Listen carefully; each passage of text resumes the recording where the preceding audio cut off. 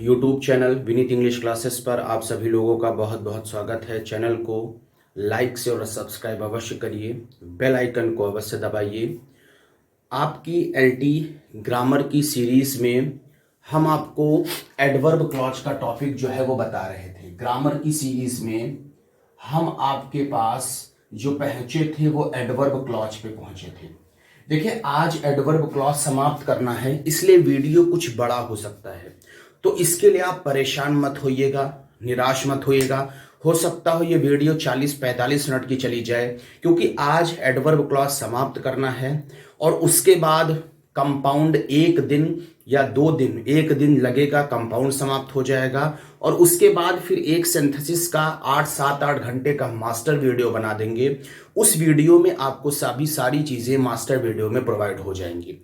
लेकिन चैनल पर बने रहिए, डेली रात्रि 9 बजे, ठीक है, 9 बजे चैनल पर बने रहिए। देखिए, हम संभवतः आपको TPRR ये 4 चीज पढ़ा चुके थे, ठीक है। उसके क्रम में यहां पर आता है CCCPM। यहां पर क्या बैठता है? CCCPM। अब CCC में एक पहला सी हम ले लेते हैं आपके सामने, कंडीशन। ध्यान दीजिएगा, कंडीशन में हमने 2 कंजक्शन बताया था, इफ या अनलेस। कंडीशन में हमने कितने आपके बीच में कंजक्शन बताए थे? हाँ, वीडियो एकदम सही चल रहा है, वीडियो चेक कर रहे थे। तो कंडीशन के बीच में हमने आपको कंजक्शन क्या बताया था? इफ या अनलेस। देखिए, इसका रूल आप समझिए क्या है। अगर पहला वाला सेंटेंस इंपरेटिव में हो, पहला वाला सेंटेंस कहां हो? इंपरेटिव में, और दूसरा वाला सेंटेंस फ्यूचर टेंस में हो, तो दोनों सेंटेंसों को इफ या अनलेस नाम के कंजक्शन से जो है वो जोड़ दिया जाता है। मतलब अगर 2 सेंटेंस लिखे हैं और पहला सेंटेंस इंपरेटिव में हो और दूसरा सेंटेंस फ्यूचर टेंस में हो, तो दोनों वाले सेंटेंसों को आप जो है वो क्या करते हैं? दोनों वाले सेंटेंसों को आप इफ या अनलेस से जो है वो जोड़ देते हैं। अब अगर आपसे कोई पूछे इंपरेटिव सेंटेंस किसे कहते हैं, अगर आपसे कोई पूछ ले कि इंपरेटिव सेंटेंस किसे कहा जाता है, तो आप उनको सीधा बताइएगा कि जो सेंटेंस वर्ब फर्स्ट फॉर्म से शुरू हो, डू नॉट से शुरू हो, प्लीज से शुरू हो, प्लीज डू नॉट से शुरू हो और लेट से शुरू हो। जो sentence verb first form do not, please do not और लेट से स्टार्ट होते हैं, ऐसे सेंटेंसों को इंपरेटिव सेंटेंस कहा जाता है। और इंपरेटिव सेंटेंस में हमेशा यू नाम का सब्जेक्ट छिपा होता है। जो भी इंपरेटिव सेंटेंस होते हैं उस इंपरेटिव सेंटेंस में हमेशा यू नाम का सब्जेक्ट छिपा होता है। मतलब इंपरेटिव सेंटेंस हमेशा वर्ब फर्स्ट फॉर्म से स्टार्ट होगा, इंपरेटिव सेंटेंस हमेशा डू नॉट से स्टार्ट होगा, इंपरेटिव सेंटेंस हमेशा प्लीज से स्टार्ट होगा, इंपरेटिव सेंटेंस हमेशा प्लीज डू नॉट से स्टार्ट होगा, इंपरेटिव सेंटेंस हमेशा लेट से स्टार्ट होगा और उसमें यू नाम का सब्जेक्ट छिपा होगा। हमने जैसे लिख दिया हेल्प दी पुअर, हमने जैसे क्या लिख दिया? Help the poor. देखिए, इसमें कोई सब्जेक्ट नहीं है, कोई सब्जेक्ट नहीं है ना, और देखिए इसमें यू नाम का सब्जेक्ट छिपा हुआ है। हेल्प द पुअर, सहायता करो। तुम सामने वाले आदमी को कह रहे हैं, आप किसको कह रहे हैं? आप सामने वाले आदमी को कह रहे हैं ना। तो हेल्प माने किससे स्टार्ट है? वर्ब फर्स्ट फॉर्म से। हेल्प मतलब है किससे स्टार्ट है? वर्ब फर्स्ट फॉर्म से। जब ये वर्ब फर्स्ट फॉर्म से स्टार्ट है तो सेंटेंस कौन सा होगा? इंपरेटिव। जैसे हमने लिखा डू नॉट ईट फूड। अभी देखिए, ये सेंटेंस डू नॉट से स्टार्ट है, इसमें यू नाम का सब्जेक्ट छिपा हुआ है, मतलब ये भी सेंटेंस इंपरेटिव होगा, ठीक है। तो ब्लैक बोर्ड की कमी है इसलिए आपको बता दे रहे हैं, स्क्रीनशॉट लेना है तो ले लीजिए आप। तो आप कह सकते हैं कि जब पहला वाला सेंटेंस इंपरेटिव में हो, क्या हो? आप ये कह सकते हैं कि यदि पहला सेंटेंस कहां पर हो? यदि पहला सेंटेंस आपका इंपरेटिव सेंटेंस में हो और दूसरा सेंटेंस कहां हो? दूसरा वाला सेंटेंस आपका फ्यूचर टेंस में हो। रूल को समझिएगा, पहला वाला सेंटेंस इंपरेटिव में हो और दूसरा वाला सेंटेंस फ्यूचर टेंस में है, तो हम कौन सा रूल अप्लाई करते हैं? रूल आप पहले देख लीजिए। देखिए, हम सबसे पहले अप्लाई करते हैं इफ। अगर हम इफ से बनाना चाहते हैं तो सबसे पहले हम क्या अप्लाई करते हैं? इफ के बाद यू, क्योंकि इंपरेटिव है, इंपरेटिव में यू नाम का सब्जेक्ट छिपा हुआ होगा, ध्यान से समझिए।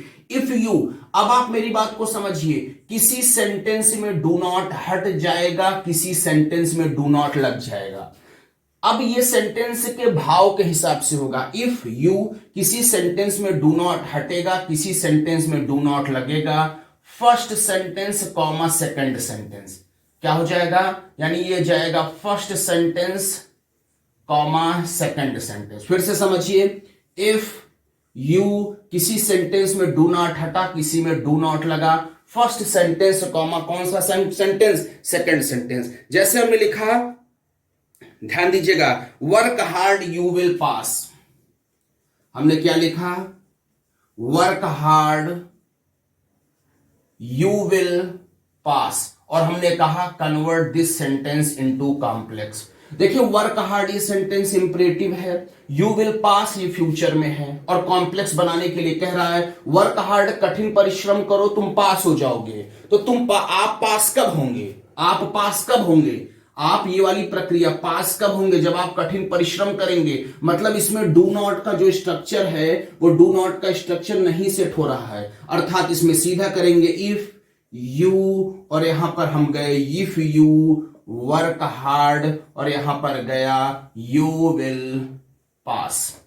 ठीक है, जैसे हमने आपको डू नॉट हटा के बता देते हैं, do not eat too much you will spoil your health. Do not eat too much, you will spoil your health. Do not eat too much, ज्यादा मत खाओ, you will spoil your health, तुम अपना स्वास्थ्य खराब कर दोगे। आपका स्वास्थ्य कब खराब होगा, जब आप ज्यादा खाओगे। तो मतलब इसमें डू नॉट का सेंस अब हट जा रहा है, यानी यहां क्या हो जाएगा, if you eat too much you will spoil your health. Screenshot ले लीजिए, अगर आप स्क्रीनशॉट लेना चाहते हैं तो आप स्क्रीनशॉट ले सकते हैं, अगर आप स्क्रीनशॉट लेना चाहते हैं तो आप स्क्रीनशॉट ले सकते हैं, कोई प्रॉब्लम नहीं है। चलिए अभी इसका आपको एक आध दो क्वेश्चन अनलेस भाई यूज में आपको बता देता हूं, अनलेस भी आपको यूज में हम जो है वो बता देते हैं। जैसे एक है be honest you will be praised, ये क्वेश्चन कभी कभी आपको फंसा सकता है। सॉरी, बी ऑनेस्ट क्या है, be honest you will be praised. अब आप मेरी बात को समझिए, उसने कहा convert into complex. Be honest माने ईमानदार रहो, और यू विल बी प्रेज्ड आपकी प्रशंसा की जाएगी। कब प्रशंसा की जाएगी, जब आप ईमानदार हो। तो क्या हो जाएगा, इफ यू, अब मामला फंस गया। अब देखिए बी कौन से ग्रुप का शब्द होता है, बी में कौन से ग्रुप होते हैं, इज एम आर, तो यू के साथ क्या लग जाएगा, आर। क्या हो जाएगा, इफ यू आर ऑनेस्ट, यहां पर जाएगा यू विल बी प्रेज्ड। ठीक है, आपको क्लियर हो गया होगा। जैसे you must work hard you will fail, उसने क्या लिखा, you must work hard you will fail, इसको उसने कहा कॉम्प्लेक्स।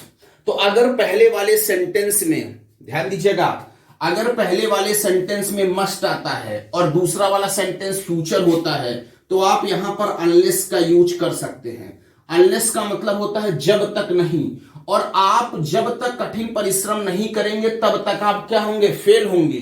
तो क्या होगा, अनलेस यू, अब ये देखिए मस्ट हट जाएगा क्योंकि ये इंपरेटिव में बनना है। क्या हो जाएगा, unless you work hard you will fail. जब तक, अनलेस का मतलब क्या होता है, अनलेस का आपका मतलब होता है जब तक नहीं, मतलब जब तक आप कठिन परिश्रम नहीं करेंगे आप क्या रहेंगे, यू विल फेल, आप जो है वो क्या होते रहेंगे, sorry unless you work hard, जब तक आप कठिन परिश्रम नहीं करेंगे यू विल फेल, आप जो है वो फेल होते रहेंगे। तो अगर पहले वाले सेंटेंस में मस्ट रहे और दूसरा सेंटेंस फ्यूचर में रहे, तो अगर अनलेस से बनाने के लिए कह रहा है तो आप अनलेस से भी बना सकते हैं। ठीक है, तो ये रहा आपका कंडीशन, ये आपका क्या रहा, कंडीशन। देखिए TP double R triple C, C एक हो गया। अब अगला आता है कंपैरिजन, अगला आता है आपका, अगला आता है कंपैरिजन। कंपैरिजन, कंपैरिजन का मतलब होता है तुलना, और तुलना में दो आता है कंजक्शन सो dot dot H H dot dot H. ऐसे ही आपको एक जगह बता देते हैं। देखिए सबसे पहले आप सीख लीजिए एज डॉट डॉट एच। ध्यान दीजिए सबसे पहले आप क्या सीखिए, सबसे पहले आप सीखिए एज डॉट डॉट। चलिए यहां से नहीं बता देते हैं, एक तरफ करके बता देते हैं। पहला आप सीख लीजिए एज डॉट डॉट एच। कहां यूज करते हैं, देखिए जब दोनों वाक्यों के सब्जेक्ट में क्या हो, अगर जब दोनों वाक्यों के जो सब्जेक्ट हैं उन दोनों वाक्यों के सब्जेक्ट में एक समान विशेषता हो। ध्यान दीजिए मेरी बात को, जब दोनों वाक्यों के सब्जेक्ट में एक समान विशेषता हो तो वहां पर आप एच डॉट डॉट एच का प्रयोग कर दीजिए। जब दो वाक्य लिखे हैं और दोनों वाक्यों के जो सब्जेक्ट लिखे गए हैं वो दोनों वाक्यों के सब्जेक्ट में आपके एक समान विशेषता हो। दोनों वाक्यों के सब्जेक्ट में कोई कितना सुंदर है, सामने वाला भी उतना सुंदर है। अगर दोनों वाक्यों के सब्जेक्ट में एक समान विशेषता मिलेगी तो वहां पर आप एज एडजेक्टिव एज का यूज करेंगे। स्ट्रक्चर क्या बनेगा, subject plus linking verb plus as adjective as subject linking verb. Structure क्या बनेगा, subject linking verb plus as adjective as subject linking verb. मतलब पहले आप सब्जेक्ट रखेंगे, उस सेंटेंस का लिंकिंग वर्ब रखेंगे या वर्ब रखेंगे, फिर एज रखेंगे, जो एडजेक्टिव होगा वो रखेंगे, फिर एज, फिर दूसरा सब्जेक्ट, फिर लिंकिंग वर्ब। जैसे हमने लिखा Ram is intelligent, Ram intelligent है, और मैंने यहां कहा Shyam is equally intelligent, Shyam भी उतना ही इंटेलिजेंट है। तो आप बताओ राम और श्याम के इंटेलिजेंट में किसी प्रकार की कोई कमी है, दोनों सब्जेक्ट में एक समान विशेषता है ना, तो क्या हो जाएगा राम इज, फिर एज, इस सेंटेंस का एडजेक्टिव क्या है, Ram is as intelligent as Shyam is. जैसे हमने ये सेंटेंस लिखा राधा इज ब्यूटीफुल, हमने क्या लिखा, Radha is beautiful, Sita is equally beautiful. आप ऐसे देख ले, Radha is beautiful, Sita is equally beautiful. Radha और सीता के ब्यूटीफुल माने सुंदरता जो एडजेक्टिव है उसमें कोई डिफरेंस है, नहीं डिफरेंस है। जब नहीं डिफरेंस है तो क्या हो जाएगा, Radha is as beautiful as Sita is. तो जब दोनों वाक्यों के सब्जेक्ट में एक समान विशेषता हो, जब दो वाक्य के सब्जेक्ट लिखे गए हों और दोनों वाक्यों के सब्जेक्ट में एक समान विशेषता मिले तो आप एज एडजेक्टिव एज का यूज कर देना। स्क्रीनशॉट ले लीजिए। अब देखिए, अब मुद्दा क्या आता है। आपको क्लासेस पूरा बहुत अच्छे ढंग से प्रोवाइड कराई जा रही हैं, देख डालिए क्लासेस, नहीं तो बाद में बहुत दिक्कत होगी आपको। अगला क्या उठता है, so adjective as, so dot dot as. आप मेरी बात को ध्यान दीजिए। इसमें क्या है कि जब दोनों वाक्यों के सब्जेक्ट में, जब दोनों वाक्यों के क्या हो, सब्जेक्ट में क्या हो, कम या अधिक विशेषता हो। जब दो वाक्य लिखे गए हैं और दोनों वाक्यों के जो सब्जेक्ट लिखे गए हैं उन सब्जेक्टों में चाहे कम विशेषता हो और चाहे अधिक विशेषता हो, जब दोनों वाक्यों के सब्जेक्ट में कम या अधिक विशेषता हो तो हम किसका यूज करते हैं, हम यूज करते हैं सो डॉट डॉट एच का। हम किसका यूज करते हैं तब, सो डॉट डॉट एच का। तो यहां पर क्या रूल आएगा, subject plus linking verb plus not plus so adjective as plus subject linking verb. इस रूल को ट्रिक से याद करना है तो आप ऐसे याद रखिए, आगे भी सब्जेक्ट लिंकिंग वर्ब, पीछे भी सब्जेक्ट लिंकिंग वर्ब, और बीच में क्या, नॉट सो एडजेक्टिव एज। लेकिन ये याद रखना, ये सब्जेक्ट लिंकिंग वर्ब वो होगा जिसमें कम विशेषता होगी, और ये सब्जेक्ट लिंकिंग वर्ब वो सब्जेक्ट लिंकिंग वर्ब होगा जिसमें अधिक विशेषता होगी। ये सब्जेक्ट लिंकिंग वर्ब वो सब्जेक्ट लिंकिंग वर्ब होगा जिसमें कम विशेषता होगी। ये सब्जेक्ट लिंकिंग वर्ब वो सब्जेक्ट लिंकिंग वर्ब होगा जिसमें जो है वो कैसी विशेषता होगी, अधिक विशेषता होगी। जैसे श्याम इज इंटेलिजेंट, श्याम तो बुद्धिमान है, लेकिन Ram is more intelligent, Ram ज्यादा बुद्धिमान है। तो देखो राम और श्याम के बुद्धिमानी में डिफरेंस है कि नहीं, कौन कम बुद्धिमान है, श्याम इज इंटेलिजेंट, श्याम बुद्धिमान है, लेकिन Ram is more intelligent, Ram ज्यादा बुद्धिमान है। तो कौन कम बुद्धिमान है, कम ये है, अधिक कौन है, अधिक ये है।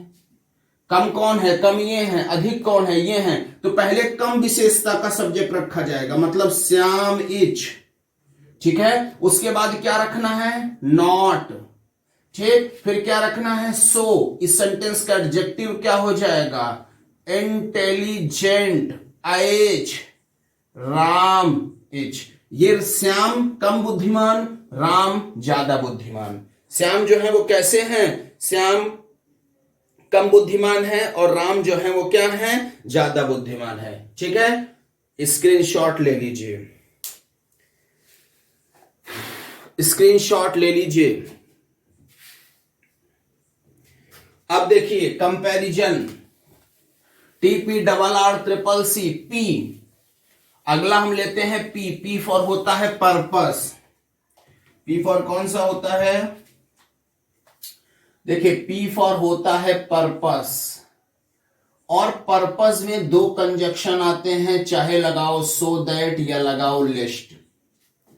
अब आप मेरी बात को गौर से समझ लीजिए, ध्यान से सुन लीजिए। क्लासेस कैसी लग रही हैं जरूर बता दीजिए। हमें ऐसा तो लग रहा है कि आपको क्लासेस बेहतर लग रही होंगी हमारे इस YouTube चैनल पर।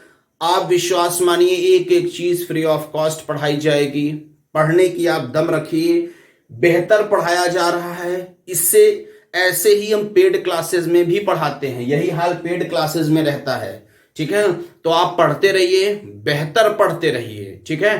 पढ़िए, बेहतर आप पढ़िए, free of cost.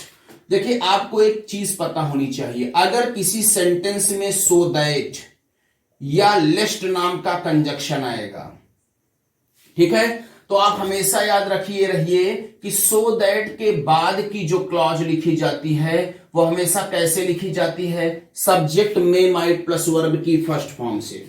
So that के बाद की क्लॉज कैसे लिखी जाती है आप बताइए, subject may might plus verb first form से। लेकिन लेस्ट के बाद की क्लॉज कैसे लिखी जाती है बताइए, सब्जेक्ट शुड प्लस वर्ब की फर्स्ट फॉर्म से। आपको पता है कि सो दैट अगर कहीं लगा है तो इसके बाद की clause subject may might plus verb first form से लिखी जाएगी। अगर कहीं लिस्ट लिखा है तो इसके बाद की क्लॉज कैसे लिखी जाएगी, सब्जेक्ट शुड प्लस वर्ब की फर्स्ट फॉर्म से। जैसे हमने लिखा he worked hard so that he will pass, ठीक है। अब देखिए इस सेंटेंस में अगर आपसे कोई पूछे एरर कहां है, तो एरर कहां है, विल में। क्यों विल में एरर है, क्योंकि सो दैट नाम का जब भी कंजक्शन लगेगा तो वहां पर उसके बाद की क्लॉज ऐसे लिखी जाती है, कैसे, ही वर्कड हार्ड, यानी क्या हो जाएगा, ही वर्कड हार्ड, और यहां पर हो जाएगा सो दैट ही, ठीक है। अब यहां पर देखिए विल का यूज हुआ है, गलत है। क्यों, देखो ये वाली क्लॉज पास्ट में है ना, तो यहां पर किसका यूज होना चाहिए, माइट का। अगर ये क्लॉज प्रेजेंट में होती, अगर ये क्लॉज प्रेजेंट में होती तो यहां पर मे का यूज आता। अगर ये क्लॉज पास्ट में है तो यहां पर किसका यूज आएगा, माइट का। तो क्या हो जाएगा, ही माइट पास।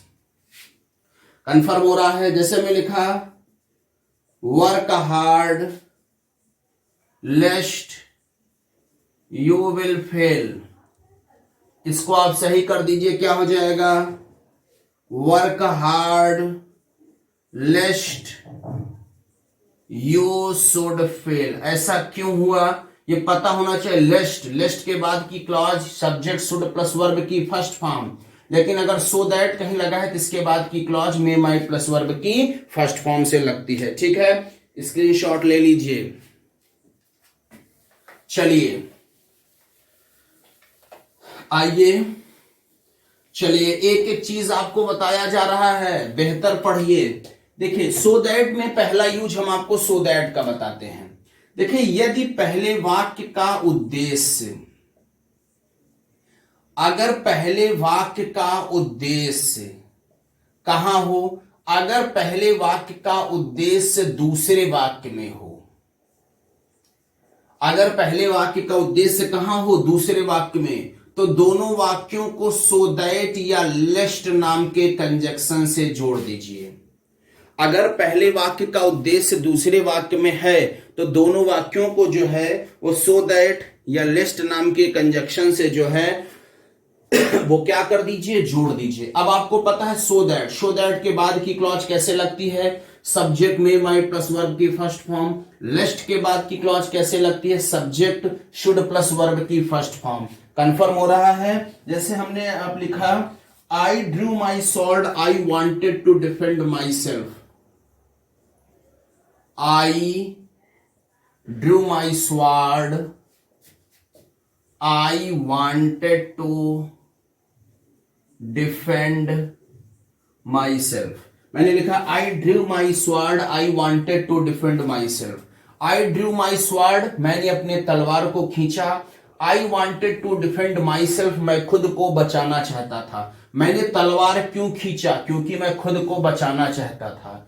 पहले वाक्य का उद्देश्य कहां है, दूसरे वाक्य में, तो दोनों वाक्य में को आप सो दैट नाम के कंजक्शन से जोड़ दीजिए। तो जोड़िए आप इनको, क्या हो जाएगा, आई ड्रू माई स्वॉर्ड।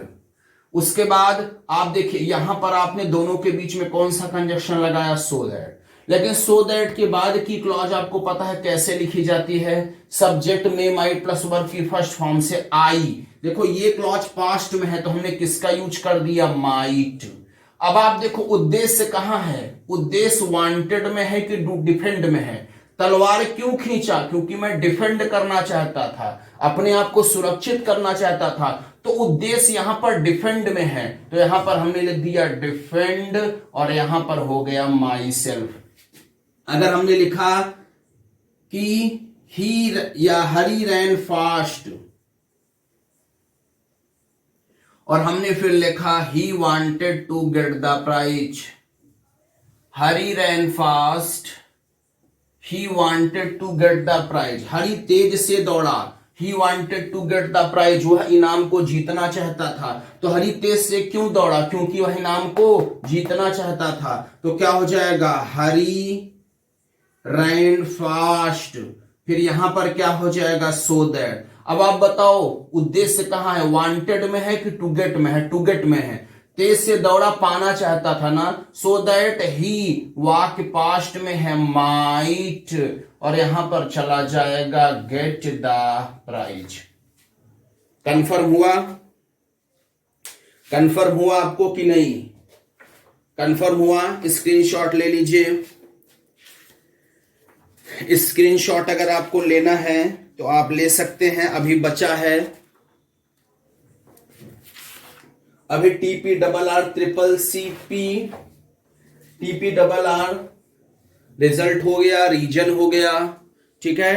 CCC एक कंडीशन, कंपैरिजन, कंट्रास्ट, पर्पज और मैनर। अब देखिए, अब आप देखिए आपको हम बता रहे हैं कौन कौन सा हुआ है, आप ये देख लीजिए। इसी में तो बता रहे थे TPRRCCPM, टाइम हो गया, प्लेस हो गया, रीजन हो गया, रिजल्ट हो गया, कंडीशन, कंपैरिजन, कंट्रास्ट, पर्पज और लास्ट आपका बचा है मैनर। शायद यही तो है, यही तो है ना, मैनर ही तो संभवतः बचा है। देख लीजिए आप, संभवतः आपका मैनर ही बचा है। देखिए मैनर क्या है, देखिए मैनर का मतलब क्या होता है, तरीका। मैनर का मतलब क्या होता है, मैनर का मतलब आपका होता है तरीका, ठीक है। तो अगर क्या हो, अगर किसी भी वाक्य में तरीके का बोध हो तो वहां पर हम एज का यूज कर देते हैं। किसका यूज कर देते हैं, ठीक है, एज का यूज कर देते हैं। या उस सेंटेंस में इन अ सर्टेन वे या द सेम वे आए, या उस सेंटेंस में क्या आए, इन अ सर्टेन वे का प्रयोग हो, या उस सेंटेंस में द सेम वे। अगर इन अ सर्टेन वे या द सेम वे का प्रयोग है तो इनको हटाओ और एज का प्रयोग करो, या किसी भी चीज को करने का उसने तरीका बताया है तो वहां पर आप एज या सो फॉर एज दोनों का यूज कर सकते हैं। ठीक है, दोनों इसमें आते हैं। जैसे हमने लिखा कि you have treated me, I will treat you, you have treated me in the certain way, I will treat you in the same way. जैसे उसने लिखा you will treat me in the certain way और I will treat you in the same way. अब आप देखो, इसको उसने कहा कॉम्प्लेक्स बनाइए। अब आप देखिए, ट्रीट व्यवहार करना, ये ट्रीट का मतलब क्या है? व्यवहार, तरीका बताता है। तो क्या हो जाएगा?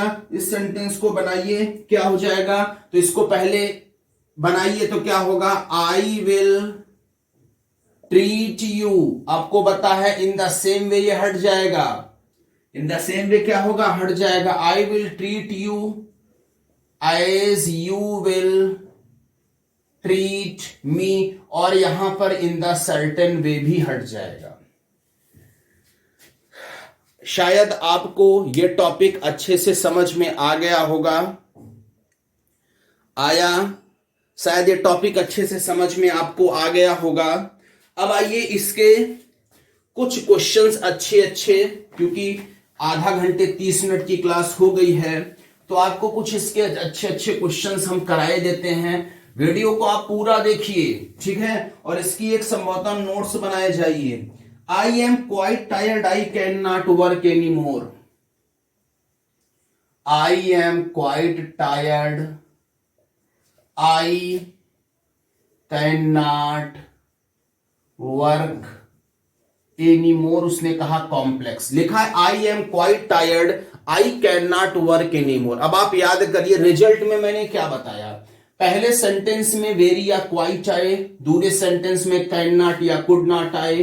तो जहां क्वाइट है यहां पर सो लगा दीजिए, क्या हो जाएगा? आई एम सो टायर्ड, और दोनों को आप किससे जोड़ दीजिए? That.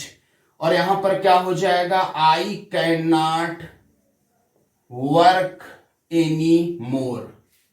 I am so tired that I can not work any more. अगर उसने ऐसे लिखा learn your lesson you will pass your examination,